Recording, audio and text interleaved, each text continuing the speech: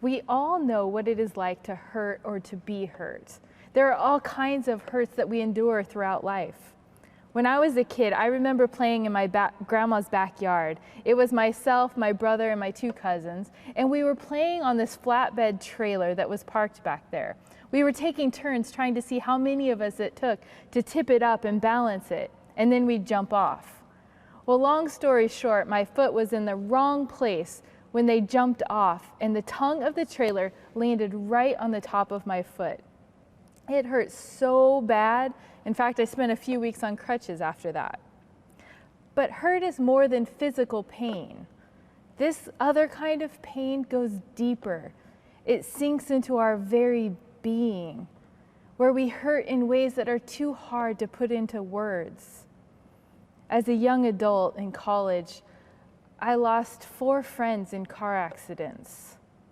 I will never forget that time in my life. Those moments were filled with an emotional, mental, spiritual, and physical pain that I have never forgotten. It was a pain that was unexpected and life-altering.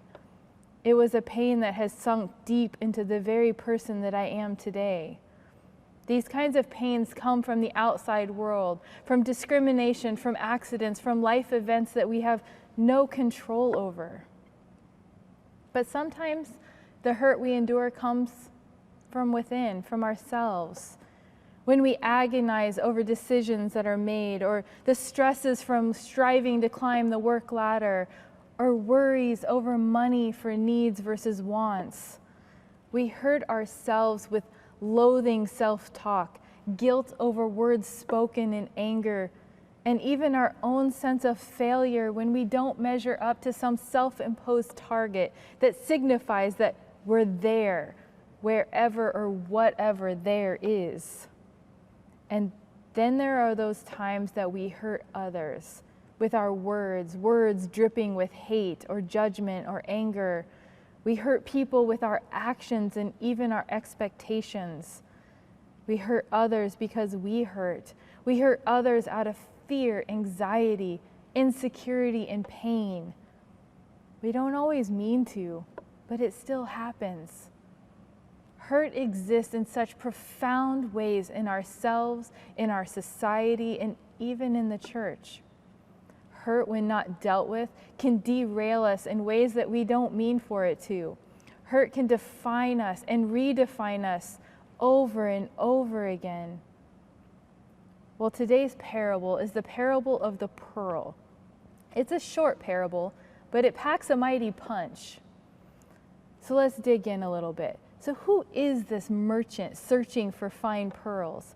Who is it that gives up everything to have this pearl?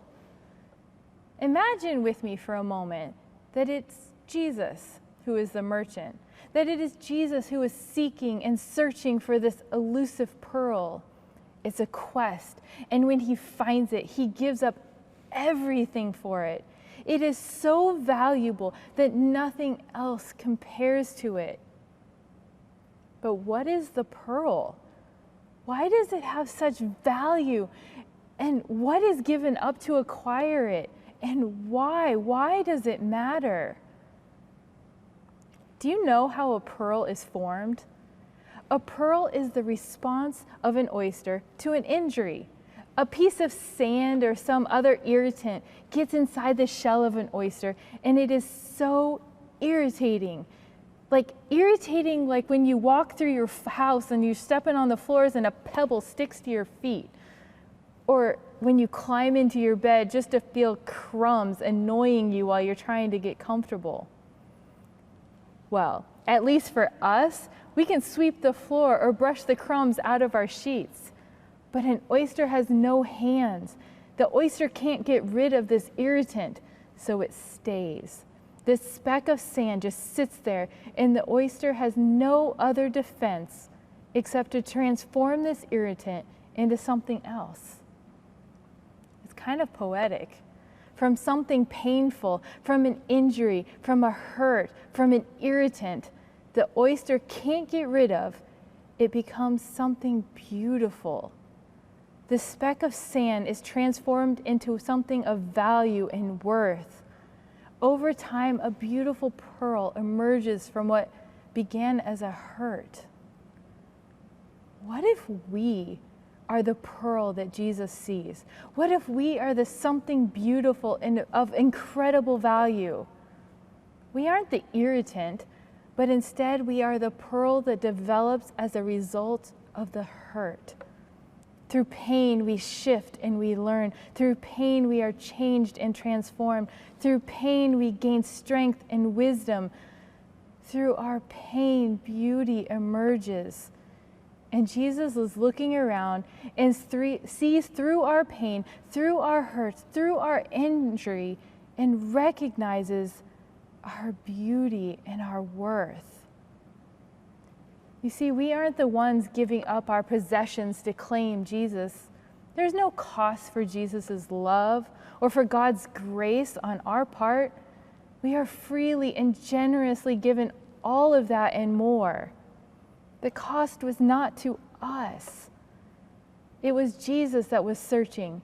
It was Jesus that finds us and gives up everything to know us, to understand us, to be one with us. Often we dwell upon the physical anguish and pain and tears of the cross as what Jesus did for us. But it is so much more than that. Jesus became one of us and one with us. He desired to understand and fully identify with us in our hurt and in our pain. He knows the beauty of the transformation that happens in that pearl because he knows what our anger, our pain, our suffering, our anguish feels like. He recognizes that it is what molds, forms, and changes us. Healing our human pain is what God does, and Jesus was the answer to all of that hurt. Jesus wants us to see the beauty. Jesus wants us to know the transformation. He wants us to know our worth. We are a hurting human race. From social suffering, food insecurities, racial divides, gender discrimination, hate, prejudices, and so much more, we are a collection of human pain. But here we find Jesus at the heart of it all.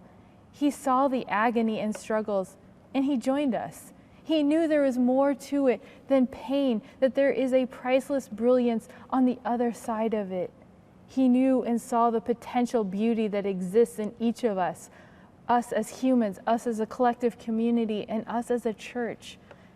And so he came to us in our pain to say, I know what you're feeling. I've been there. He knows the pain of loss. He knows the pain of feeling like an outsider. He knows the anguish of feeling lost and isolated and desperate. Jesus gets it. He understands it. He gets us. But he also knows the transforming power of God's grace, God's unconditional love, God's immeasurable patience, God's mercy, hope, and healing. And he wants each of us to know it too. This parable is Jesus telling us that he has given up everything so that he might know our pain and feel our hurt. He did all of that so that we could heal from our pain, that we could be transformed by this hurt, that we could see the beauty of what emerges when we look in the mirror after a long road of change, and we suddenly see strength and worth and beauty. Our lived experiences don't go away, just like the speck of sand in that oyster doesn't go away. It's still there, but it isn't what we see at first. Hope begins to layer over the pain. Healing layers over the injuries. The piece of sand that is still part of us, well, it becomes the mystical, shining beauty of the pearl after time. Think of it as a process of unconditional and all-consuming love. Amen.